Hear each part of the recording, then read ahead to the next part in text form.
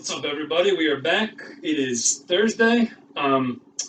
Today's recipe is inspired by my cousin Lisa, who gave my hair a much needed trim the other day. Thanks, Lisa. Um, Today I'm doing pork tenderloin. So I've done a lot of chops. So the tenderloin, it's boneless. It's like a fillet of pork. Um, so it comes like from along the like the muscle along the backbone.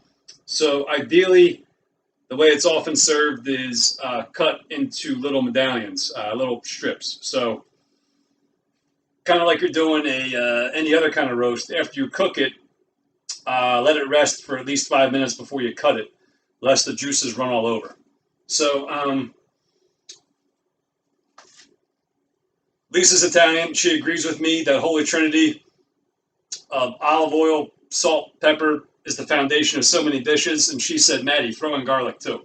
So that's kind of what we're doing for this. I'm going to let it marinate for a while before it cooks. So this is not quite a pound, and that comes into play more when I come back to cook it. But to start, I'm just going to do a little salt and pepper to both sides, and then I'm going to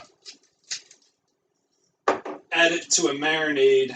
That foundation is olive oil and garlic. So I typically go heavy on the garlic. I got 2 big cloves diced up. I got a mix of fresh chopped basil and fresh chopped flat leaf Italian parsley, and a little bit of thyme. So I'm going to let it marinate in this bowl, so I'm just going to get a generous amount of olive oil here. It's okay if you don't use it all, because when it's time to cook, you're going to take it out of the bowl. So if some olive oil is left behind, that's okay. So I'm just going to get it all with the olive oil and the garlic to rub it in there, and also the fresh greens. So I'm going to let this marinate a while, and then actually, to help build a crust, what I'm going to do is give it like a flash sear in the skillet, and after that I'm going to throw it in the oven. So it's not exactly how Lisa did it, but as is often the case, I like to put my own spin on things when I get an idea. So I think I'm going to do some grape tomatoes, and I got some Italian long hots from my little share in my dad's garden. So I'm going to roast those with this in the oven. So stay tuned. Going to let this rest for a while, let it marinate, and I'll be back to cook. See ya. All right, so we're back. So pork's been marinating. So what I'm going to do is sear in the skillet and then throw it in the oven. So for the sear, I'm going to do it like 2 minutes each side, and I got my oven preheated to 365. You want to keep an eye on it. I would say go 10 minutes, flip it, go another 10 minutes. Because pork, a lot of people don't like pork, because I think what happens is a lot of people cook it too long. You can have it at a medium. It's okay. And it's actually juicier. It tastes better. So keep an eye on it. You can always cut it. And if it doesn't look done, you can throw it back in the oven. So just like a piece of steak, a medium piece of pork chop or pork tenderloin is perfectly safe to eat.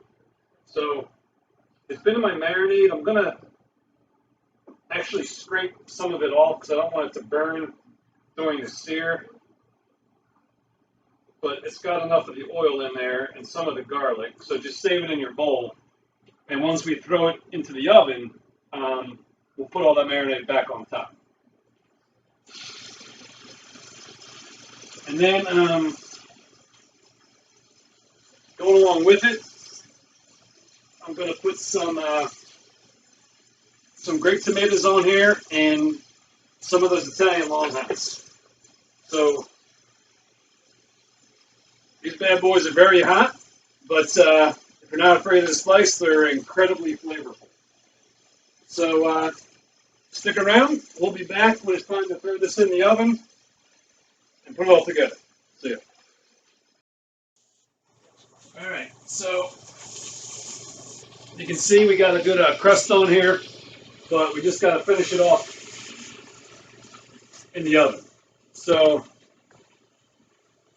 I'm going to drop these veggies in here. And I'm also going to pour the rest of the marinade back on top.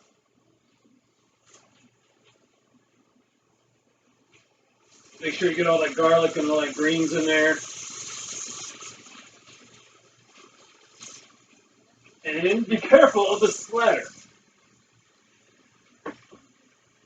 Also going to drizzle a little bit of balsamic in here too. And maybe a touch more oil.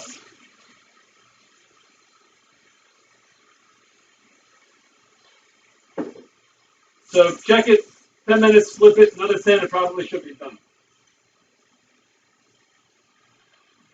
So we'll be back at that time. See ya. All right, so we're back. So we're taking this out. So just make sure you let this rest for a good 5 minutes before you slice it. So you can see that it cooks down pretty good, but this is looking pretty good. And we'll be back in a couple to slice and serve. See ya. All right, so we're back, and the pork is rested, and it's time to slice. So you don't want to go too thick, maybe like half an inch or so. And it's at this time I'll say, I talked a while ago about pork. It's okay to be at a medium. So I'm going to plate up and show you guys.